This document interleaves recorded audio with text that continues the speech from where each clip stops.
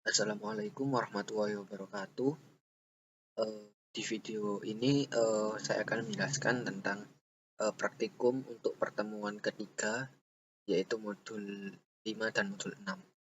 Baik, saya mulai dari soal praktikum untuk modul 5. Soal yang pertama adalah jelaskan apa itu thread dengan bahasamu sendiri. Menurut saya, thread merupakan cara dari sebuah komputer untuk menjalankan dua atau lebih task dalam waktu secara bersamaan. Jadi istilahnya kalau secara singkatnya itu multitasking gitu. Jadi komputer bisa melakukan multitasking itu merupakan salah satu implementasi dari thread. Nah, di dalam thread itu sendiri terdiri dari ID thread, program counter, register, dan stack. Lalu kemudian soal yang kedua, jelaskan dan bandingkan model threading.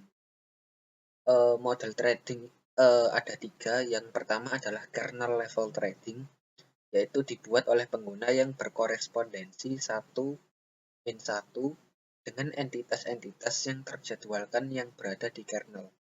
Lalu yang kedua, user level threading, yaitu sebuah pemetaan N-1 yang berarti bahwa semua level aplikasi thread dipetakan ke entitas tunggal yang ada di kernel.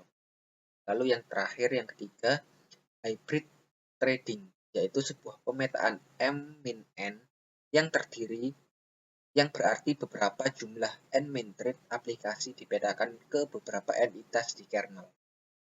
Lalu untuk soal yang ketiga yaitu jelaskan dan bandingkan model multithreading. Model multithreading ada tiga. Yang pertama adalah many to one, yaitu memetakan beberapa thread tingkatan pengguna ke sebuah thread kernel. Lalu model multithreading yang kedua adalah one to one, yaitu memetakan setiap thread tingkatan pengguna ke thread kernel. Lalu yang ketiga yaitu many to many, yaitu mengelompokkan banyak thread pengguna untuk dipetakan ke thread kernel yang jumlahnya lebih sedikit atau sama dengan tingkatan pengguna.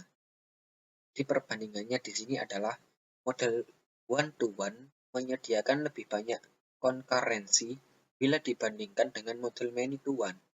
Sedangkan model many to many mengizinkan developer untuk membuat thread sebanyak yang dimau oleh pengguna. Sedangkan model many to one dan many to many tidak mengizinkan. Nah, lalu untuk soal yang keempat, yaitu buatlah program yang mengimplementasikan threading dengan bahasa Java. Nah, di sini saya sudah membuat program Java sederhana dengan nama program thread. Nah, di program ini nanti akan menampilkan nomor 1 sampai 10 dengan selang waktu atau jarak waktu yaitu sebesar 1 detik atau 1000 milisecond. Baik, mungkin langsung saja kita run programnya.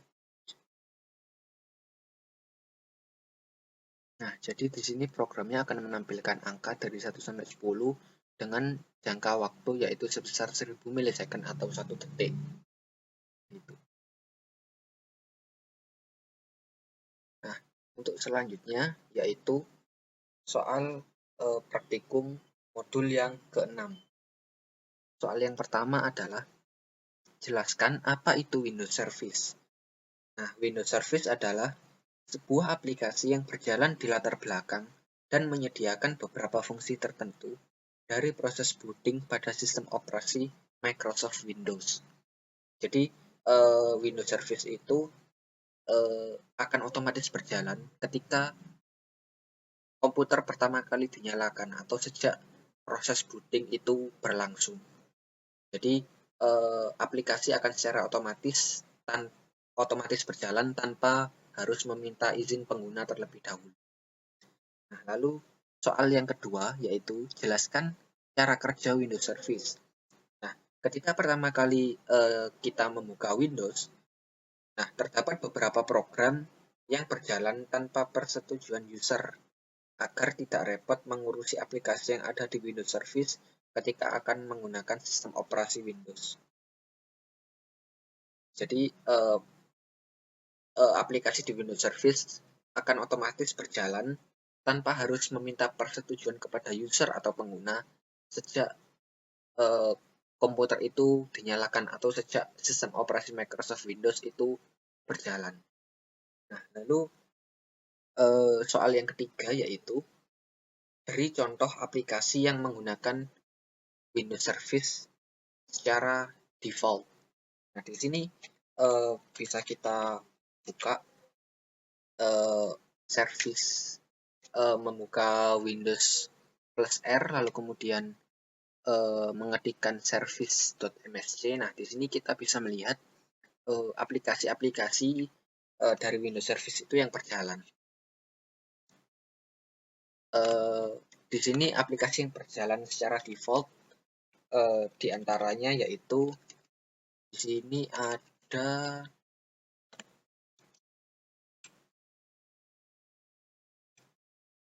pertama di sini ada DHCP client. Jadi DHCP client ini berjalan secara default. Lalu kemudian di sini juga ada DNS client. Lalu juga ada distributed link tracking client. Lalu juga ada event log di sini. Lalu kemudian juga ada Windows Time. Di sini ada Windows Time ini. Lalu kemudian juga ada Windows Search yang juga secara default otomatis berjalan. Lalu kemudian ada task scheduler dan lain sebagainya. Jadi banyak aplikasi Windows Service yang berjalan secara default. Lalu untuk selanjutnya soal praktikum yang keempat. Nomor 4 adalah soalnya buatlah Windows Service sederhana pada aplikasi apapun. Nah, baik, di sini langsung saja kita buat. Yang pertama kita buka run dengan cara Windows plus R. Lalu ketikkan task schd.msc atau task scheduler. Lalu kemudian setelah tampil kita pilih create task.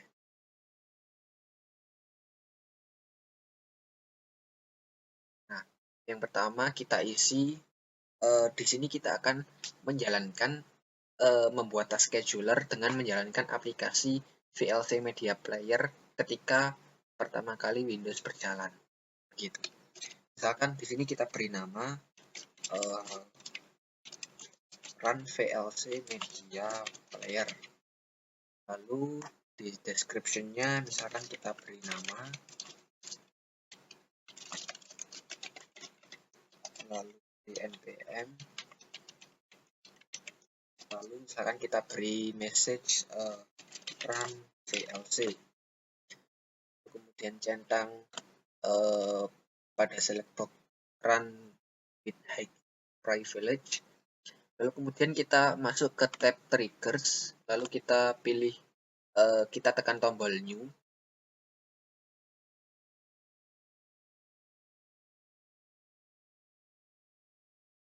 Nah, di tombol new ini pada begin the task kita pilih add log on.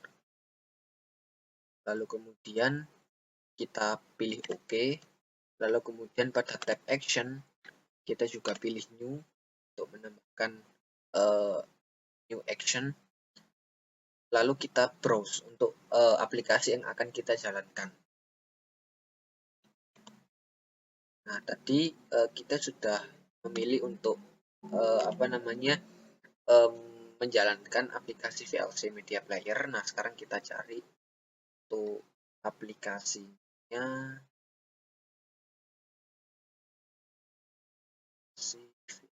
Nah, di sini setelah itu kita pilih open, lalu kemudian kita pilih OK.